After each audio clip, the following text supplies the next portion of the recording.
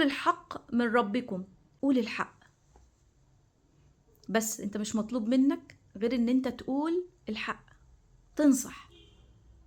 ومش بتكلم ان انا اللي بنصح يعني، ومش بتكلم ان انا الناس اللي لا تعدو عينك لا. فمن شاء فليؤمن ومن شاء فليكفر. احنا بنقول الحق وبنقول الكلام اللي المفروض يتقال اللي انا بقول. خلص أوردنا يعني. لو انت عندك ورد يومي خلصه في القرآن، قول أذكارك، صلي صلاتك على وقتها، واللي بقي من عندك يعني بتتفرجي على مسلسلات، حلقة واقري صفحتين قرآن. يعني حاولي ان انت تبقي ما بين ده وده.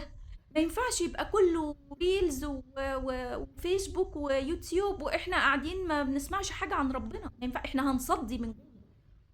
والله يعني معلش انا بتكلم بالحرقة دي علشان خاطر يعني انا شايفة ان الموضوع انا وقتي ده هحاسب عليه بالثانية. يعني كل تفصيلة ربنا سبحانه وتعالى هيحاسبني عليه.